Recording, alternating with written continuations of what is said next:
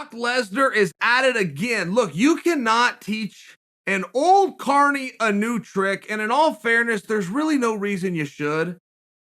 When you go to the same well and there's water there every time, why would you go look elsewhere? So Lesnar's stunt that he is, I'm giving you a recap, right? Things you guys already know, but a recap. Every time his WWE contract comes up, he decides he doesn't want to wrestle. In fact, what his true love and passion for is for the mixed martial arts, which always consists of the same thing. Get somebody else on the phone, leverage one deal into the other deal, make the numbers go up.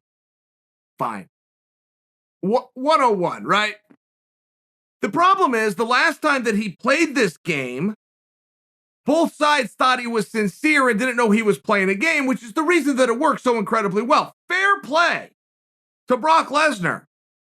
But now that he's coming back, you can only tip Dana's desk over so many times, right? Before you get uninvited to the office. So now he's decided, look, let the Dana thing go.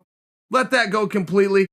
Let's see if Coker's aware of the game I like to play. So now he's calling for this fight with Fedor. Fedor, of course, exclusively signed in one place, which is Bellator. Fine. It's all fair play. Here's the question, though. I'm asking of you guys. Are we going to fall for this again? Are you going to fall one more time for the idea that Brock Lesnar, who left MMA and went after wrestling, was faced with the option again and again and chose wrestling every single time with a very handsome raise, is going to this time leave wrestling to go after what could have been back in a year called 2003 against a guy named Fedor in an organization called Bellator? Are you going to go for it?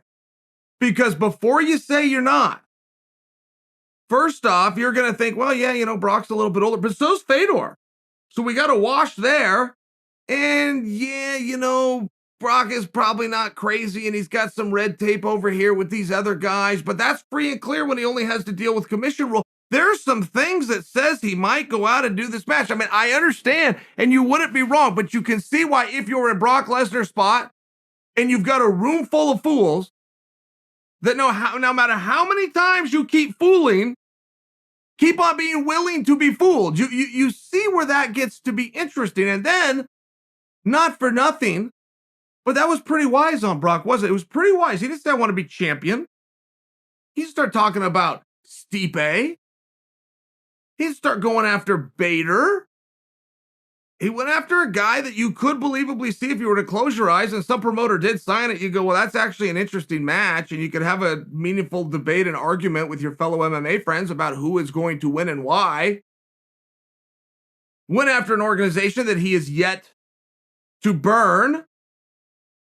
Okay, smart of you to not go back to Vegas on that. I mean, there was a few things there, all 101, all very simplistic, but a carny's mind works very simplistic, and some of the best ideas are the simplest ideas. I've got to say, fair play to Brock. I imagine it'll work again on some very small level, but I do have a question for you. Are you going to fall for this again?